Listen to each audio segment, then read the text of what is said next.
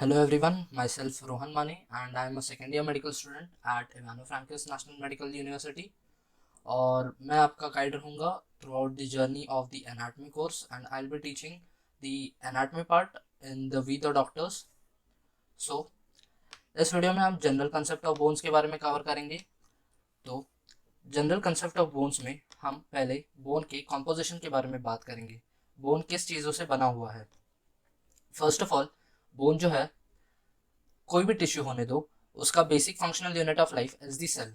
So there are various cells like the osteoblast, the osteoclast, the osteocytes and the osteoprogenitor sales.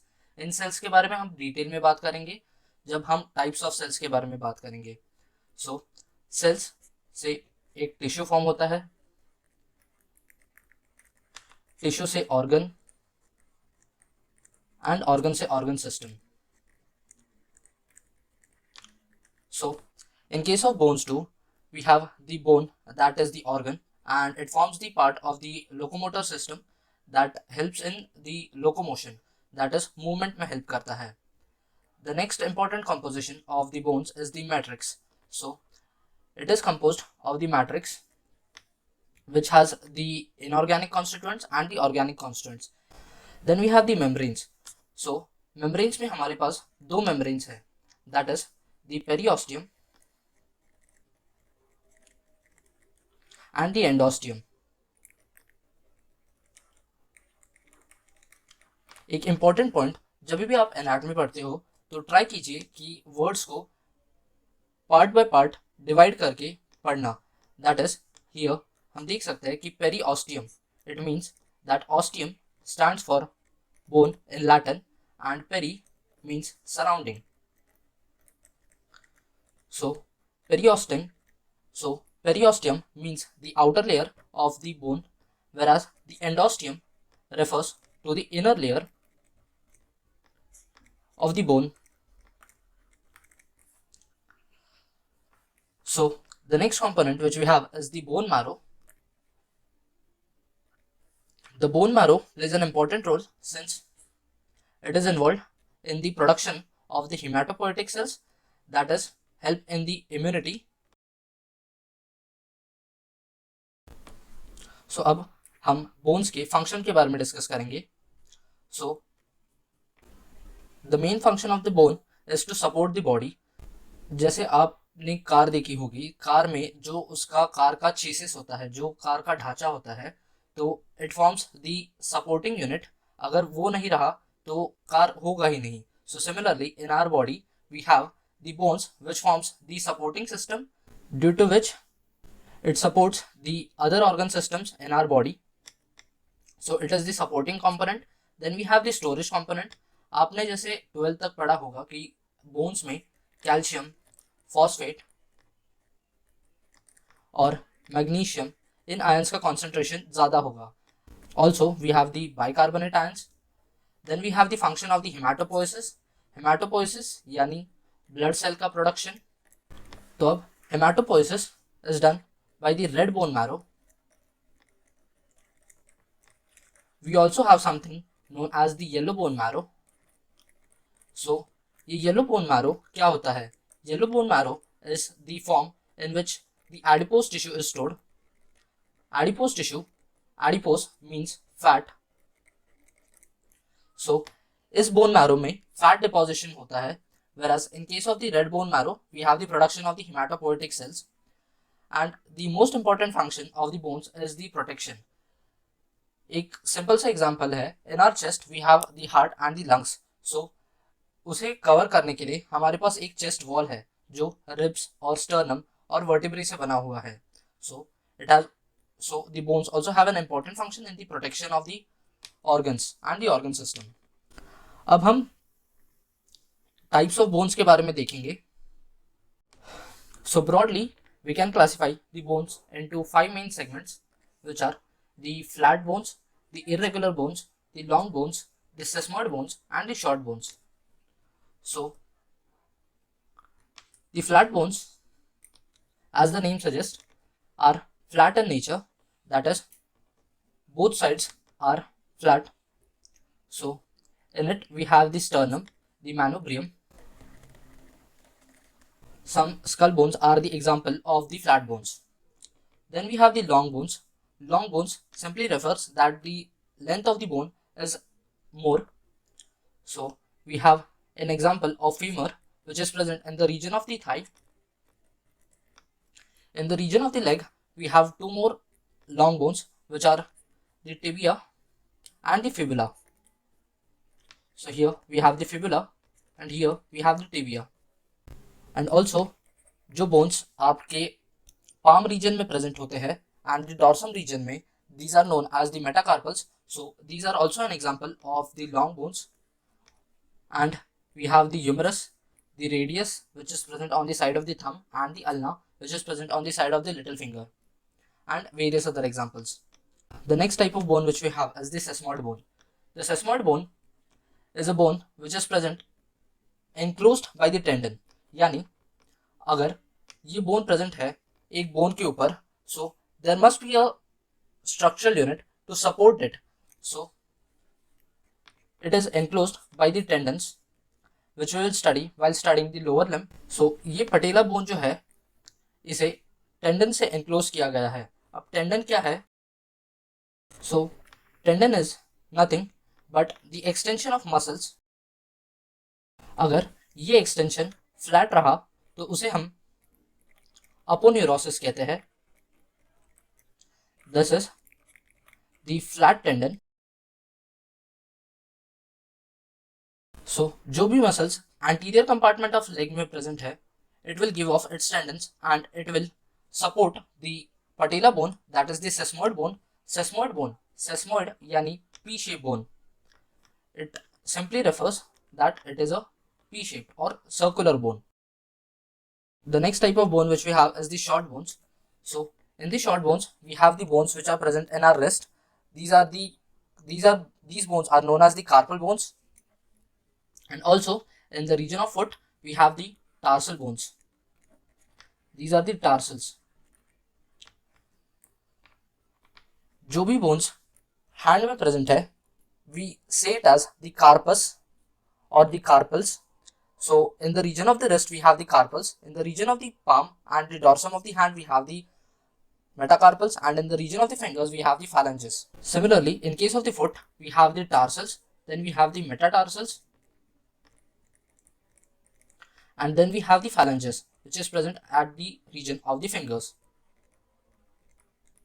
So इनके बारे में हम briefly अभी पढ़ रहे हैं. जब हम अपर लिम्ब के टॉपिक पे जाएंगे तो हम इसका डिटेल में डिस्क्रिप्शन लेंगे हर एक बोन का. And the last type of bone which we have is the irregular bone. The irregular bone, as the name suggests, it is irregular in shape. The most common example is the vertebra, which is present at the back of your body. Also, we have the ribs, which forms the chest wall, included in the flat bones. So in this part I have summarized the complete theoretical part which you must remember. And in case of long bones, the long bones can be divided into four parts.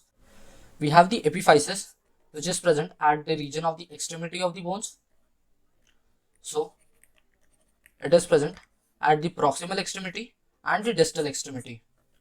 So what do we mean by the terms proximal and distal? Proximal यानी वो part of the body which is closer to your axial skeleton. यानी in case of the hand we have the shoulder region. So in case of the humerus bone which is present in the region of your arm, the proximal end would be closer to your body, whereas the distal end, which is the elbow, it is present away from your body. So इसे हम कहते हैं proximal. Proximal यानी जो आपकी body के close है और distal यानी जो आपकी बॉडी से दूर है. Now let's take a look at the other parts of the bone. We have the spongy bone. So at the region of the spongy bone we have the presence of the red bone marrow. So ये red bone marrow produce करेगा hematopoietic cells which helps in the immunity, that is the B cells and the T cells. इनका maturation इस location पे होता है. Then here we can take a look that we have the endosteum. जैसे मैंने पहले बताया था कि endo means the inner, and the ostium means the membrane. The inner membrane of the bony compartment, the inner membrane of the bone. Then we have the medullary cavity. So, in the region of the medullary cavity, we have the presence of the blood vessels, which provide nutrition to the bones. Then we have the compact bone. So, as the name suggests, compact bones means it is thicker as compared to the spongy bones, which is a bit cancellous, yani it has more presence of the lacunae, that is the air filled spaces. The spongy bones have more lacunae. Here we have the yellow bone marrow. So the yellow bone marrow is composed of the adipose tissue. ये fatty tissue से बना हुआ है. And then we have the periosteum, which is the outer layer. Now here we can take a look that we discussed regarding the epiphysis, which is present at the ends of the bone. We discussed about the metaphysis, which is present between the epiphysis and the diaphysis. The diaphysis is the region which is the shaft of the bone. It is also known as the shaft of the bone. So here we can take a look that the epiphysis is present at the upper end and the lower end, whereas the diaphysis is the shaft forming the shaft. और उन दोनों के बीच में, epiphysis और diaphysis के बीच में, we have the presence of the metaphysis. So in the region of the metaphysis, we have the presence of the metaphyseal plate, which has importance during the growth and development of the bone. And the last term जो मैं आपको बताना चाहता हूँ, it is the apophysis. The apophysis is the region of the bone which is covered with the help of the tendons and the ligaments. In case of the upper end of the bone of the humerus, here we have a capsule, that is the shoulder capsule, जिसमें आपका upper end of the humerus is present. So we can say that it is the apophysis region that is covered with the tendons or the ligaments. And to simply remember, we can have a schematic diagram like this one, that is the compact bone is present at the outer end, whereas the trabecular bone or the cancellous bone or the spongy bone, so spongy bone को हम इन तीनों term से refer कर सकते हैं, that is the spongy bone or the trabecular bone or the cancellous bone. So please do not get confused while learning these three terms. These are one and the same. In case of the flat bones, also we have the compact bone on the outer end and the trabecular bone on the inner end, along with the presence of the bone marrow. So here we have the presence of the marrow.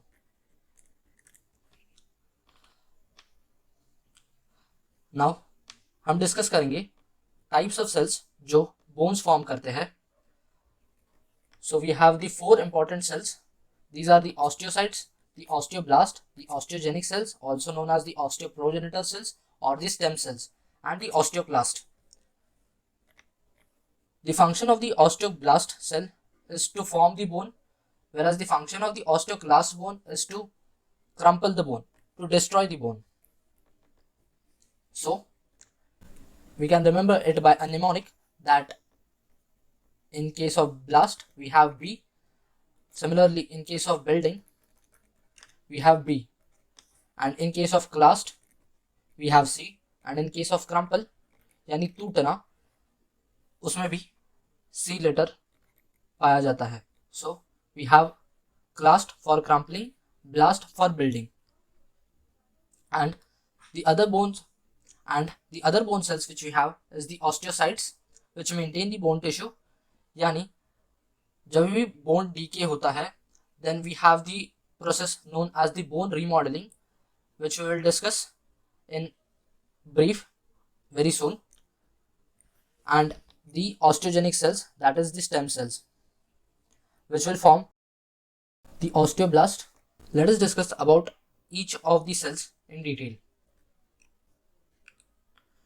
So जो osteoprogenitor cell है, which is also known as the osteogenic cell or the stem cell, it is the precursor which is formed from the mesenchymal cells.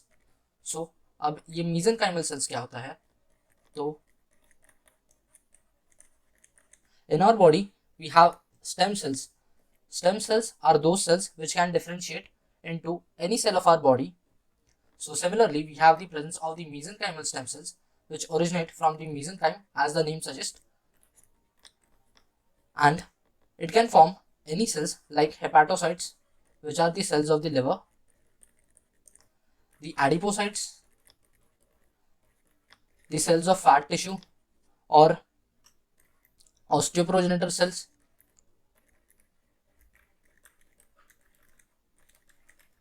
as we are concerned with the topic of the osteoprogenitor cell. And now these osteoprogenitor cells, इनके differentiate करने के लिए कुछ conditions होते हैं. We don't need to remember the conditions, but we need to remember that osteoblast and osteocytes can be formed in the normal conditions, but in the low amount of oxygen it can form the chondrogenic cells, which are the cartilaginous cells,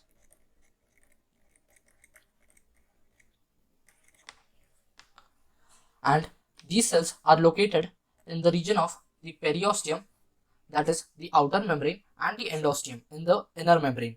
So as we have discussed, the function of the osteoblast is in the bone building,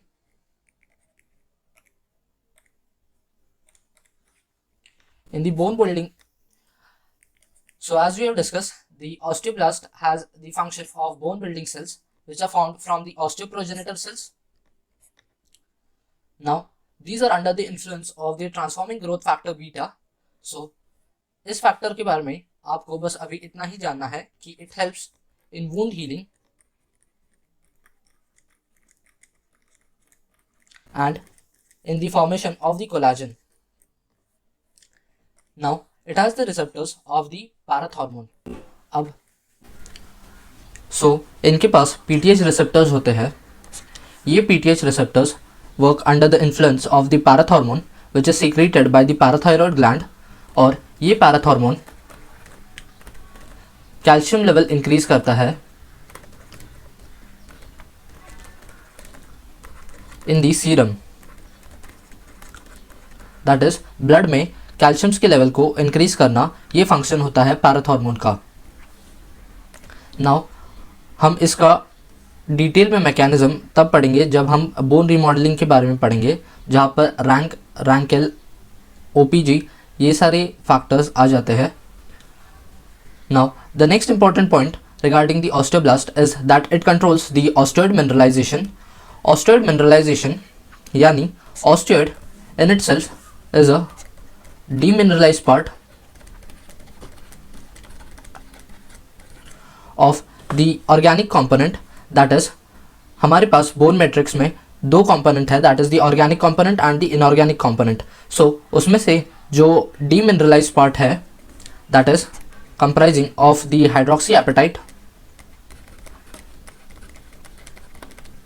mostly will form the osteoid. So osteoid कुछ नहीं है, that is ये आपकी अगर पुरानी layer होगी, ये अगर आपकी पुरानी लेयर है तो उसके ऊपर ऑस्टियोसाइट जो है एक नया लेयर डिपॉजिट करता है. So it is only, so यही है कि एक मैट्रिक्स डिपॉजिट हो रहा है upon the old layer and it is forming the new layer of the bone and it increases the thickness of the bone. And जो बोन रिमॉडलिंग वाला point है वो हम आगे डिस्कस करेंगे. Then we have the location. It is located in the periosteum and the endosteum. Periosteum that is the outer layer and endosteum that is the inner layer. The next type of cell which we will discuss is the osteocyte. So ये osteocytes जो होते हैं, जैसे हमने लाकुने के बारे में discuss किया, lacunae are the air filled spaces. These osteocytes are actually formed by the osteoblast cells during the process of bone remodeling.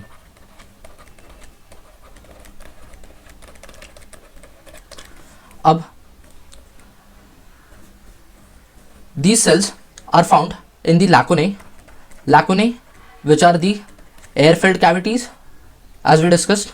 So ये osteocyte नए मैट्रिक्स का डिपोजिशन करेंगे upon the old layer as we discussed कि ये अगर old layer रही तो उसके ऊपर एक ऑस्टियोसाइट प्रेजेंट होता है. ये ऑस्टियोसाइट सीक्रेट करता है और matrix which will form the new layer. So this process is in short the bone remodeling process, and these osteocytes are connected to the surrounding osteoblast through the help of the gap junction. So here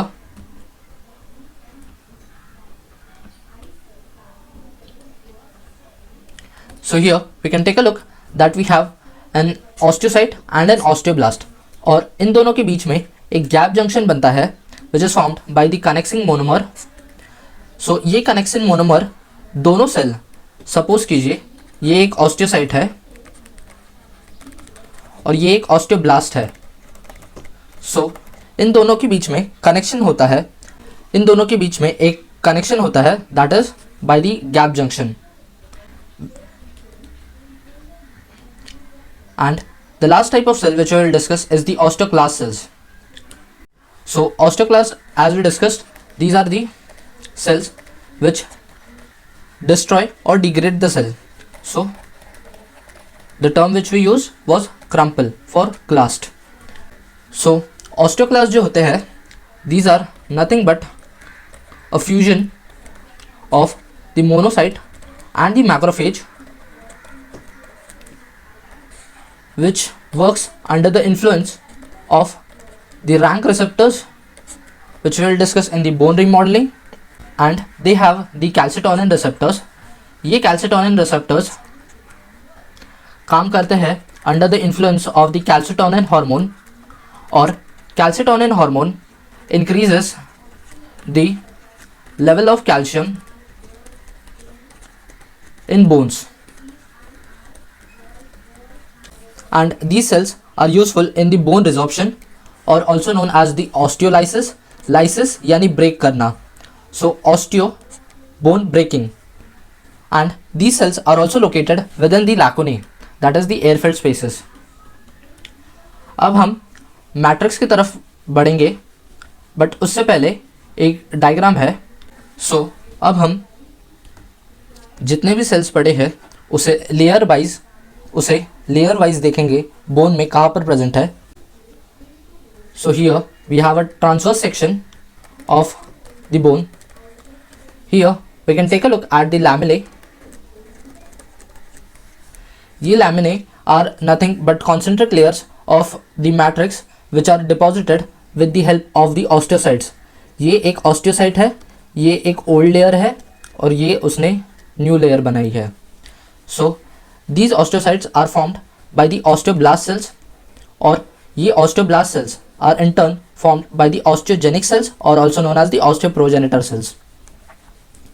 And these are then resorbed by the osteoclast cells.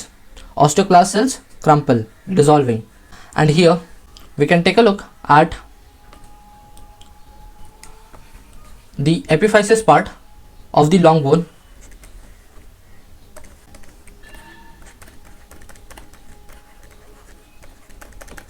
So इसमें we have the presence of the red bone marrow,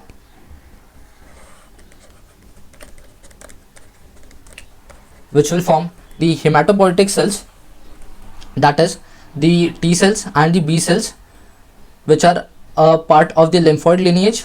And apart from it they will also form the myeloid cells, which are the granulocytes and the agranulocytes. The next term which I want to tell you here is the osteon. So ये osteon bone का एक part form करता है which is circular, and at the center we have the presence of the Haversian canal,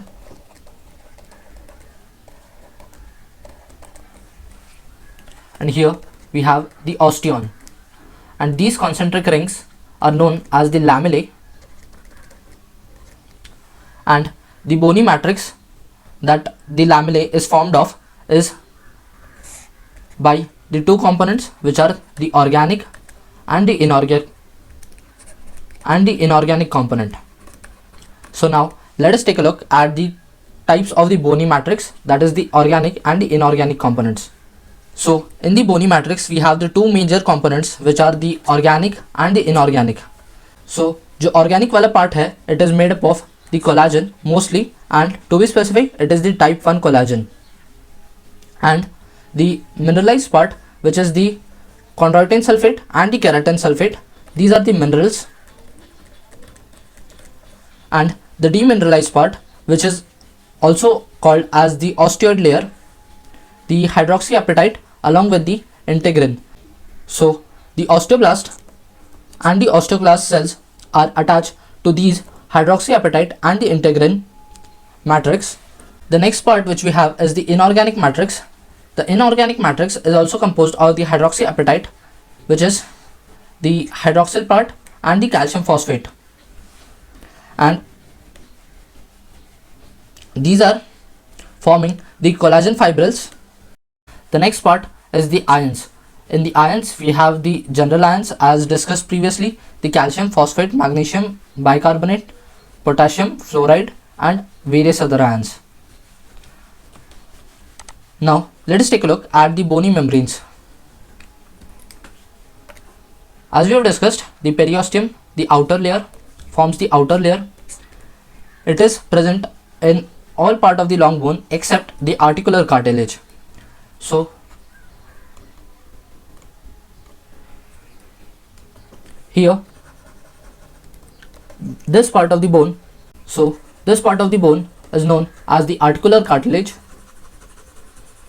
and it is also present on the upper end, which can be seen here shaded in blue, and the endosteum. So in the endosteum we have the presence of the medullary cavity, which is lined in turn by the trabecular bone or the cancellous bone, or also known as the spongy bone. So now let us move towards the development and the maturation of the bone. So the bones are developed from the mesoderm, in which we have the classification, that is the axial skeleton, the bones which are present in the axis of your body, and the appendicular skeleton. The bones which are articulating with the axial skeleton and are present at the distal part of the axial skeleton. So the axial skeleton develops from the paraxial mesoderm, and the appendicular skeleton develops from the lateral plate mesoderm. Regarding these terms we will be discussing in the embryology section. So now let us take a look at the types of ossification which takes place. We have the endochondral ossification and the intramembranous ossification. So the endochondral ossification is an indirect way of mesenchymal cells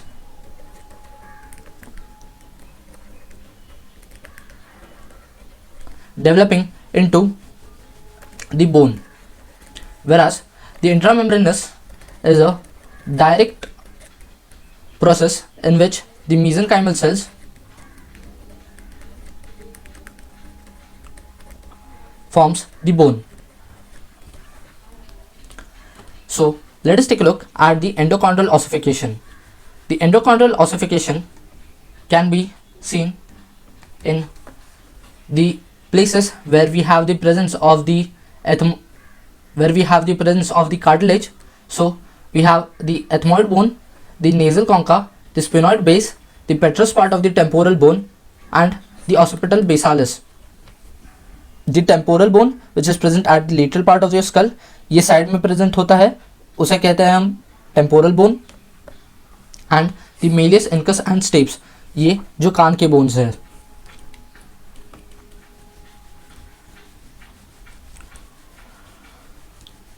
So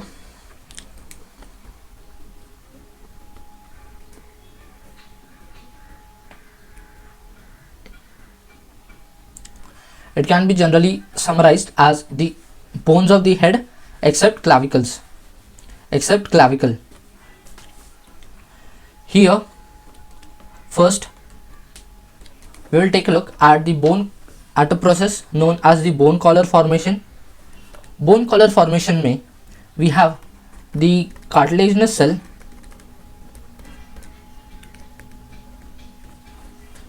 which will form a structure, that is ये एक basic structure बना लेगा which would be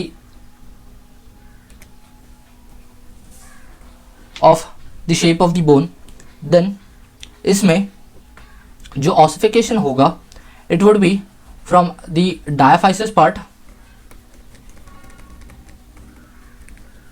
and at the end it would be towards the epiphysis. ये process ऐसे क्यों होता है? Because during development जो एंड्स ऑफ द बोन्स है these are responsible for the lengthening of the bones. So अगर पहले ही ये पार्ट ऑसिफाई हो जाता है then it would not provide any space for the lengthening of the bones. So to prevent this from happening we have the diaphysis, that is जो बीच का पार्ट है बोन का शाफ्ट वो पहले डेवलप होता है. And in the region of the epiphysis we have the presence of the cartilage and the blood vessels which provide the nutrition to the epiphysis and the regions of the diaphysis. So slowly ये part जो है ossify होता है and in an adult human it is fully ossified and so it does not provide any space for further enlargement of the bone. मतलब इससे ज़्यादा और lengthening नहीं होगा बोन का आफ्टर अ पॉइंट. सो इसीलिए कहते हैं कि after a certain age that is 18 to 20 the height of humans stop to grow. So इसमें हमारे पास एक डिटेल्ड डायग्राम है. We have the perichondrium layer that is the outer cartilaginous layer. पहले पेरीफेरी पे होगा डिपोजिशन कॉन्ड्रोब्लास्ट का. सो ये हाइलाइन कार्टिलेज से बना हुआ है. Then the calcification of the shaft region takes place and जो एपिफाइसिस पे प्रेजेंट है वो अनकैल्सिफाइड रहता है. फर्दर जो पेरिकॉन्ड्रियम है वो पेरियोस्टियम फॉर्म करता है and it gives off the primary ossification and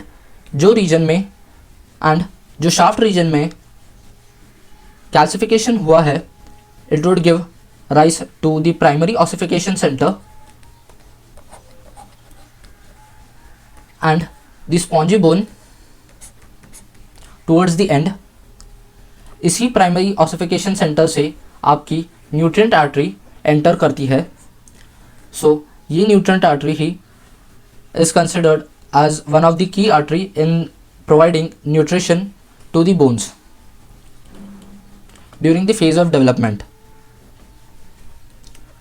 आगे we have the calcified matrix which is taking place at the shaft region. We have the formation of the medullary cavity. Medullary cavity इसका मतलब that there is a space present in which we have the other components. These components are the arteries and veins, and further we also have the bone marrow which will be developing, and the periosteum will form the compact bone. It will cover the compact bone, whereas जो endosteum है वो अंदर वाली side present होगा.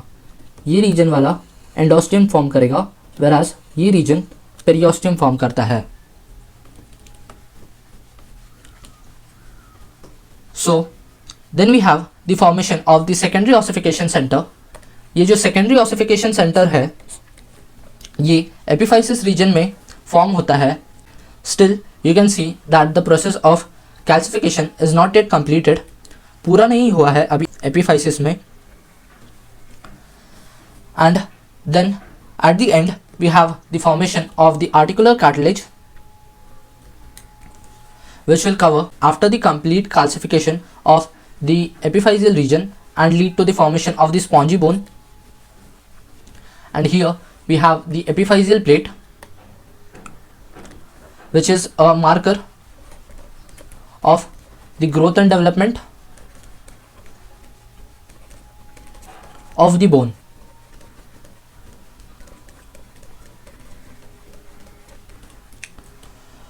So this was the process of the endochondral ossification. Now we will discuss about the process of the intramembranous ossification, and बाद में मैं आपको इन histological slides के significance के बारे में बताऊंगा. In the intramembranous ossification, we have the examples of the maxillae. The maxilla is the part of the bone which is present at which is forming the upper jaw, this part. Then we have the mandible, except few cartilages, which is not formed by the endochondral, which is not formed by the intramembranous process. We have the zygomatic bone, which is the beauty bone, which is also known as the beauty bone. ये region में, ये area में present होता है. The palatine bone. Palatine bone is present at the upper surface of the oral cavity. We have the vomer, the lacrimal bone. Lacrimal is at your tear. The frontal and the parietal bone. The squamous and the petrous part of the temporal bone. ये side वाला part of the skull, इसे कहते हैं हम temporal bone. और जो पीछे present है उसे हम कहते हैं ऑसिपिटल. ऑसिपिटल पीछे की तरफ. And some parts of the apex of ala major. सो अब हम इसके प्रोसेस के बारे में देखेंगे. तो जैसे हमने कहा कि एंडोकॉन्ड्रल ऑसिफिकेशन जो है it is a direct process. तो इसे हम क्यों कहते हैं ऐसा? बिकॉज जो एंडोकॉन्ड्रल ऑसिफिकेशन होता है इसमें जो मेसेंकाइमल सेल्स है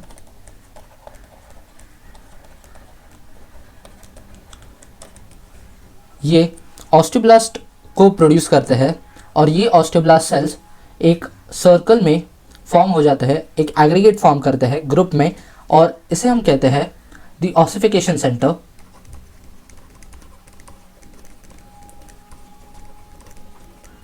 अब इसमें ये ऑस्टियोब्लास्ट प्रेजेंट है, और ये ऑस्टियोब्लास्ट सेल्स जो है मैट्रिक्स प्रोड्यूस करेंगे.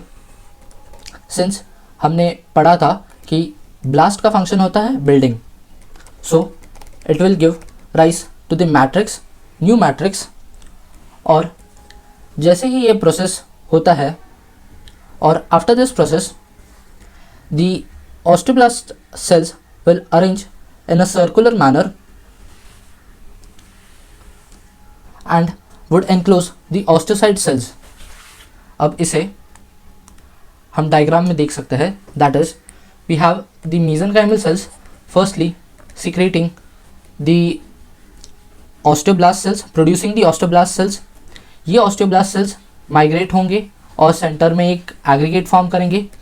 ये एग्रीगेट फिर एक ऑसिफिकेशन सेंटर कहलाता है. ये ऑसिफिकेशन सेंटर ऑस्टियोइड प्रोड्यूस करेगा, that is the new matrix. Then we also have the presence of the collagen fibres. अब ये जो सेल्स फॉर्म हुए, osteoblast will move towards the periphery. बाहर की लेयर एक फॉर्म कर लेगी ऑस्टियोब्लास्ट सेल्स, और अंदर की तरफ होगा present the osteocyte and the new bony matrix. So जब ये बोनी मैट्रिक्स पूरी तरह से डेवलप हो जाता है, इनके बीच में ना ये ऑस्टियोसाइट्स प्रेजेंट होते हैं, और ये ऑस्टियोसाइट्स फिर हम कहते हैं कि लैकुने में प्रेजेंट है. So these actually it is a process which we will be studying also in the bone remodelling. So यहाँ पर मेसेनकाइम ने पेरियोस्टियम फॉर्म कर ली, that is outer layer of cells जो थे उन्होंने. Then we have the trabeculae. So trabeculae मतलब the bone which has the cavities present in it, और इन कैविटीज़ में से जो ब्लड वेसल्स होते हैं वो ट्रैवल करते हैं to supply the bony tissue, and finally the fibrous periosteum,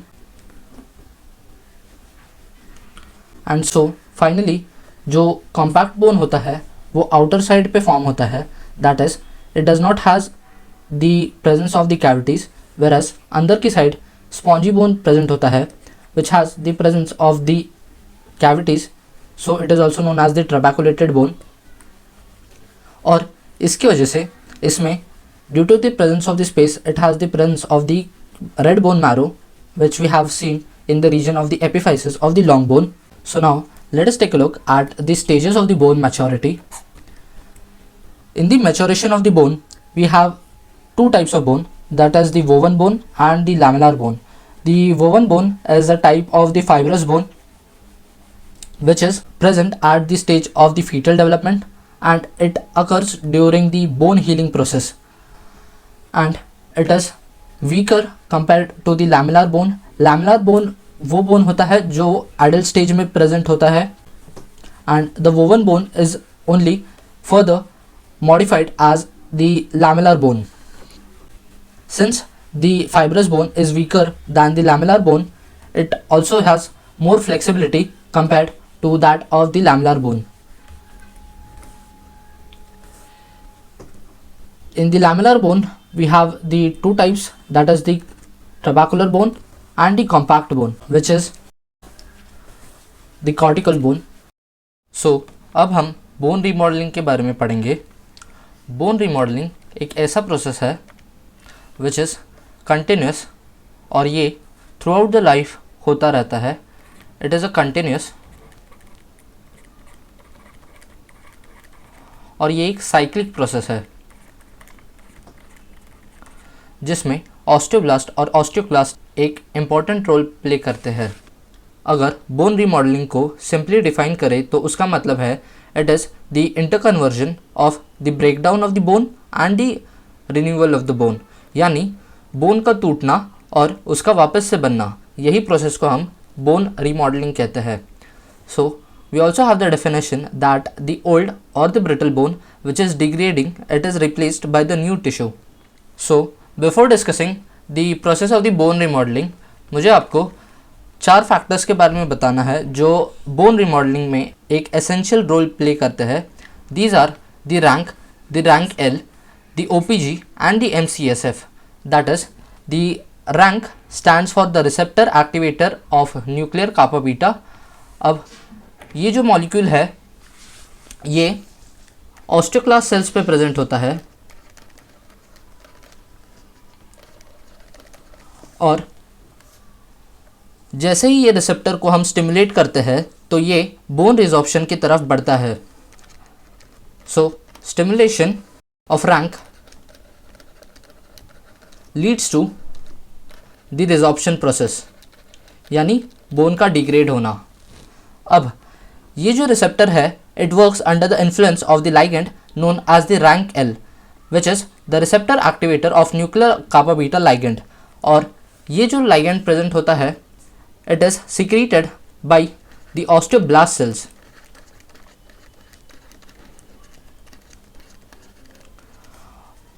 So we can say that the resorption process is in turn mediated by the rank L which is present on the osteoblast. So it is in turn mediated by the osteoblast cells. So apart from the rank L एक और molecule होता है जो osteoblast cell पे पाया जाता है which is the OPG, which is known as the osteoprotegerin. ये ऑस्टियोप्रोटेजेरिन जो है वो रैंकल रिसेप्टर को इनहिबिट करता है. रैंक रिसेप्टर से ये ओपीजी मॉलिक्यूल जो है रैंकल को रैंक रिसेप्टर से बाइंड होने से इनहिबिट करता है और in turn we can say that it inhibits resorption process, यानी बोन डिग्रेडेशन को रोकता है. Then we have an another important component which is secreted by the osteoblast itself और ये है MCSF, that is the macrophage colony stimulating factor. ये macrophage colony stimulating factor stimulate करता है मोनोसाइट को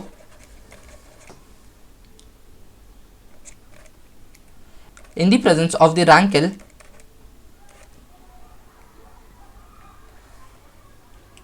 to form the osteoclast cells. So अब हम इसके प्रोसेस के बारे में जानेंगे.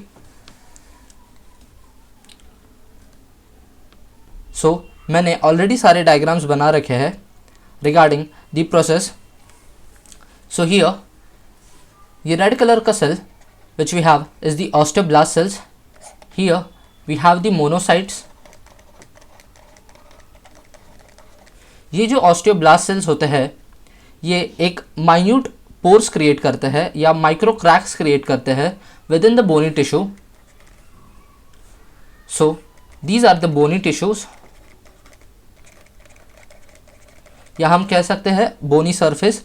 अब जैसे हमने पढ़ा था कि लेयर्स प्रेजेंट होते हैं, तो इन लेयर्स के ऊपर अगर ऑस्टियोब्लास्ट प्रेजेंट रहा तो वो एक माइन्यूट पोर क्रिएट करेगा, जिसके वजह से it would lead to the process of resorption, that is जो डिग्रेडेशन ऑफ बोन है उसको इनिशिएट करने का काम करता है ऑस्टियोब्लास्ट सेल्स इटसेल्फ. सो ये माइक्रो क्रैक्स प्रेजेंट होते हैं जो ऑस्टियोब्लास्ट ने किए होते हैं. Then the cell which we have in the bony tissue is the osteocyte in the blue color. अब ये जो osteoblast cells होते हैं जैसे हमने पढ़ा था, it will secrete the rank L receptors, और these are the rank L receptors. और ये rank L जैसे कि हमने पढ़ा था कि ऑस्टियोब्लास्ट सेल्स जो है वो रैंक एल लाइगैंड को सिक्रीट करते हैं, और ये जो रैंक एल मॉलिक्यूल्स है ये बाइंड करते हैं to the monocyte units. So here we can see ये जो रैंक एल मॉलिक्यूल्स है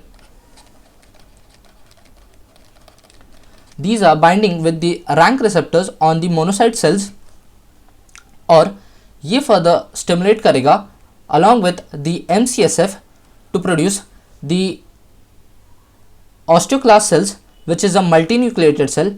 अब जैसे ही रैंक एल ने अपना काम किया, रैंक रिसेप्टर से मोनोसाइट्स स्टिमुलेट हुए. मोनोसाइट्स ने क्या किया, मोनोसाइट्स इकट्ठे हो गए, और इकट्ठे होने पर उन्होंने एक मल्टीन्यूक्लिएटेड ऑस्टियोक्लास्ट सेल्स फॉर्म किया.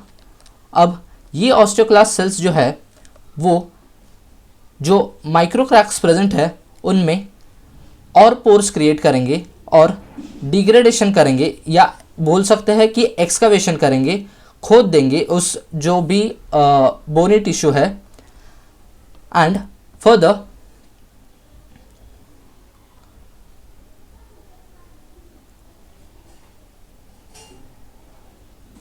ये जो ऑस्टियोक्लास्ट सेल्स प्रेजेंट होते हैं ये सिक्रीट करते हैं दो टाइप के एंजाइम्स.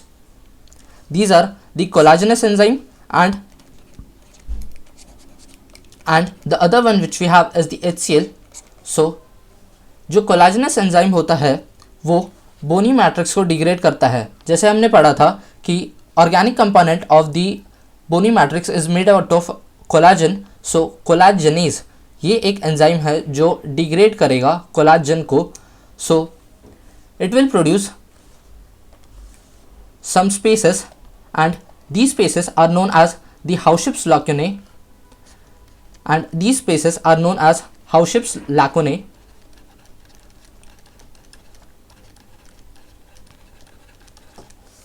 अब ये Hauschup's lacunae जो है ये प्रोड्यूस होते हैं, and also we have another enzyme that is the HCl. HCl का काम क्या होता है, जो हाइड्रोक्सी एपेटाइट है, हाइड्रोक्सी एपेटाइट जो इनऑर्गेनिक पार्ट में प्रेजेंट है as well as some part in the organic component of the bony matrix. So ये उन दोनों को ये हाइड्रोक्सी एपेटाइट को डिग्रेड करता है. और जैसे हमने पढ़ा था कि हाइड्रोक्सी एपेटाइट का structure is made out of calcium phosphate. So ये ब्रेक डाउन करेगा HCl जो है ये Ca3PO4 को ब्रेक डाउन करेगा और रिलीज करेगा ब्लड वेसल में दो molecule which are the calcium and the phosphate. So इसके वजह से हम कह सकते हैं कि रिजॉर्प्शन प्रोसेस यानी बोन डिग्रेडेशन के वजह से ब्लड वेसल में कैल्शियम का लेवल इंक्रीज हो रहा है. So we can say that the stimulation of the osteoblast cells in turn the osteoclast cells would lead to the increased level of calcium in our blood vessels. आगे ये जो osteoclast cells present होते हैं, ये जो osteocyte cell है between the bony tissue उसे भी फैगोसाइट करेंगे. फैगोसाइट करना यानी एनगल्फ कर लेना. So these cells that is the osteoclast cells would also engulf the osteocyte cells, और इसका काम होने के बाद वो अपोप्टोसिस करेगा.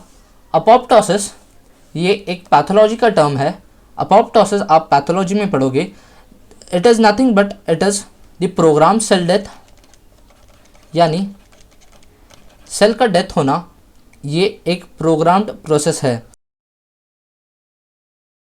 सो अब ये जो कैविटी फॉर्म हुई है due to the process of osteoclast, जो ऑस्टियोक्लास्ट ने एक्सकवेशन किया है,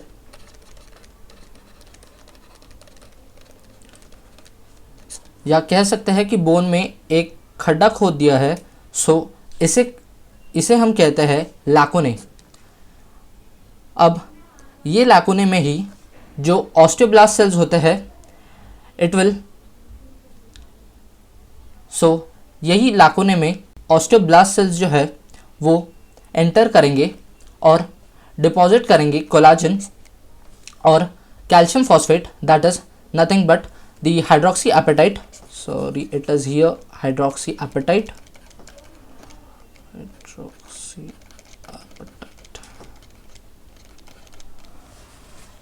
सो इसकी वजह से हमारे बोनी मैट्रिक्स में ऑस्टियोइड का भी डिपोजिशन हो रहा है along with the hydroxy apatite.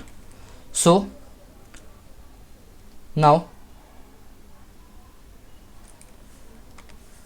ये ऑस्टियोब्लास्ट सेल्स है.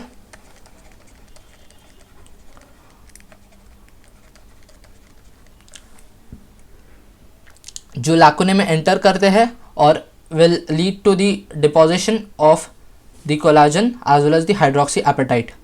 अब ये प्रोसेस के दौरान कभी कभी जो थोड़े बहुत ऑस्टियोब्लास्ट सेल्स है वो ट्रैप हो जाते हैं within the collagen itself, और यही सेल आगे जाके फॉर्म करते हैं ऑस्टियोसाइट. सो इसीलिए हम कहते हैं जो ऑस्टियोसाइट सेल्स होते हैं these are nothing but a type of osteoblast cells जो कि ग्रोथ और डेवलपमेंट में बोनी टिश्यू में ट्रैप हो जाते हैं, और ट्रैप होने की वजह से इसे हम ऑस्टियोसाइट कहते हैं. और यही ऑस्टियोसाइट आगे बोनी मैट्रिक्स का डिपोजिशन करता है. जैसे हमने पहले भी पढ़ा था, we have the old layer, then we have the osteocyte, and then upon it we have the new layer. So this is the process. और फाइनली हमारे पास ये है ऑस्टियोसाइट. और the important thing which we got is the renewal of the bone. So हमने देखा कैसे एक बोन डिग्रेड होता है पहले और उसके बाद रिन्यू होता है, दैट इज वापस से फॉर्म हो जाता है.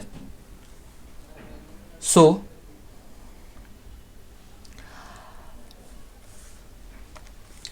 जैसे हमने पहले पढ़ा था कि ऑस्टियोप्रोटेजेरिन ये जो कंपाउंड है ये ऑस्टियोब्लास्ट सीक्रेट करता है. अब ये कब होता है? जब amount of calcium in the blood level is very high. So जैसे हमने यहाँ पर देखा कि HCl जो है वो Ca3PO4 को डिग्रेड कर रहा है और कैल्शियम को रिलीज़ कर रहा है ब्लड स्ट्रीम में. तो इसकी वजह से अगर ज़्यादा अमाउंट में कैल्शियम रिलीज़ हुआ ब्लड स्ट्रीम में तो OPG मॉलिक्यूल जो है वो ऑस्टियोब्लास्ट सीक्रेट करता है. ऑस्टियोब्लास्ट जैसे ही ये OPG मॉलिक्यूल सीक्रेट करता है वो रैंक L लाइगैंड को बाइंड करेगा. अब जैसे ही रैंक L लाइगैंड OPG से बाइंड करेगा it will be a type of competitive inhibition, यानी अब ये molecule rank L rank receptor से बाइंड नहीं कर पाएगा.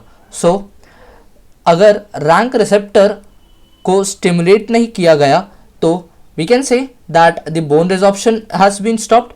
जैसे ही bone resorption stop हुआ है, so the process of the increase of calcium in our blood has been stopped. So we can say that it has the process of slowdown of activation of the osteoclast cells, which is a very important role.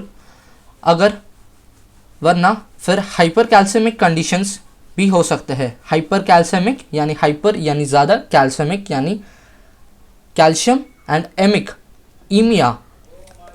This term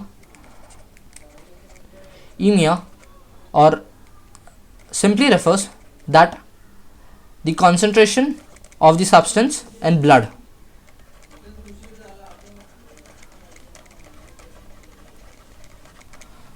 अब ये जो bone remodelling process है, ये influence होता है by two hormones which are the parathormone, the calcitonin, and also we have one more hormone which is the oestrogen in females. So यहाँ पर हम पैराथॉर्मोन और कैल्सिटोनिन को डिस्कस करेंगे, और also we have one more component which regulates the process of bone remodeling, which is the vitamin D, which we'll be discussing very soon. अब ये जो पैराथॉर्मोन है, जैसे ही ब्लड में कैल्शियम के लेवल को डिक्रीज होते हुए डिटेक्ट करता है, तो जो पैराथायरॉयड ग्लैंड्स है वो पैराथॉर्मोन को सिक्रीट करेगा.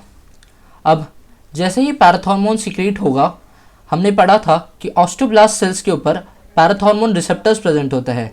ये पैराथॉर्मोन रिसेप्टर्स ऑस्टियोब्लास्ट सेल्स को स्टिमुलेट करेंगे. जैसे ही ऑस्टियोब्लास्ट सेल्स स्टिमुलेट होते हैं, RANK L ligand will stimulate, और जैसे ही रैंक एल स्टिमुलेट होता है, we have the increase bone resorption process, resorption degradation. In the case of calcitonin, calcitonin एक ऐसा हार्मोन है जो अगर बॉडी में बढ़ जाता है तो we have the decrease bone resorption. अब ये कैल्सिटोनिन जो है वो पैराफॉलिकुलर सेल्स से सीक्रेट होता है, और अगर बॉडी में कैल्सिटोनिन के लेवल्स बढ़ रहे हैं तो it will decrease the bone resorption process, which means ये जो हार्मोन है, विच मीन्स ये हार्मोन कैल्शियम लेवल्स को बोन के अंदर इंक्रीज करता है.